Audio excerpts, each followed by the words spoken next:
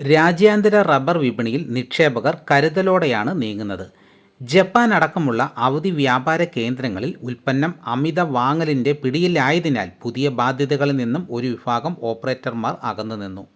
ചൈനയിൽ ടയർ വിൽപ്പന ചുരുങ്ങിയതും അവരുടെ ടയർ കയറ്റുമതിയിലെ ഇടിവും വ്യവസായികളെ റബ്ബർ സംഭരണത്തിൽ അല്പം പിന്തിരിപ്പിച്ചു.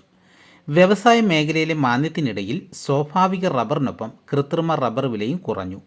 ബാങ്കോക്കിൽ ഷീറ്റ് വില കിലോ 286 രൂപയിലേക്ക്. വേനൽ മഴ ലഭ്യമായതിനാൽ വൈകാതെ റബ്ബർ ടാപ്പിംഗ് പുനരാരംഭിക്കാനാവുമെന്ന പ്രതീക്ഷയിലാണ് ഉൽപ്പാദന മേഖല. കൊച്ചിയിൽ 4ാം ഗ്രേഡ് കിലോ 260 രൂപ.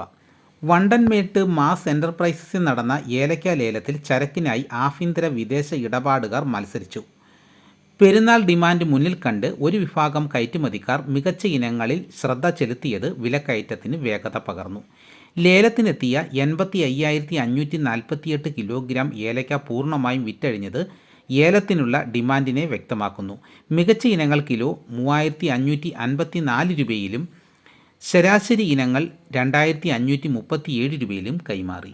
നാളികേര ഉൽപ്പന്നങ്ങളെ ബാധിച്ച മാന്ദ്യം വിട്ടുമാറിയില്ല. തമിഴ്നാട്ടിലെ വൻകിട മില്ലുകാർ പച്ച തേങ്ങയോടും കൊപ്രയോടും കാണിച്ച തണുപ്പൻ മനോഭാവം പൊള്ളാച്ചി അടക്കമുള്ള വിപണികളിൽ ഉൽപ്പന്ന വിലയെ തളർത്തി. മില്ലുകാരിൽ നിന്നുള്ള ആവശ്യം ചുരുങ്ങിയതിനിടയിൽ കൊപ്ര താഴ്ന്നത് വെളിച്ചെണ്ണയെ ബാധിച്ചു. കൊച്ചിയിൽ വെളിച്ചെണ്ണയ്ക്കും കൊപ്രയ്ക്കും കിൻഡലിന് 100 രൂപ വീതം കുറഞ്ഞപ്പോൾ സംസ്ഥാനത്തെ മറ്റു പല വിപണികളിലും എണ്ണയ്ക്ക് 200 രൂപ വീതം ഇടിഞ്ഞു. ഇതാണ് ഇന്നത്തെ വിപണി വിശേഷങ്ങൾ. ഇതോടുകൂടി വീഡിയോയുടെ പൂർണ്ണമാകുന്നു. മറ്റൊരു വീഡിയോയുമായിട്ട് ഉടനെ എത്താം. എല്ലാവർക്കും നന്ദി.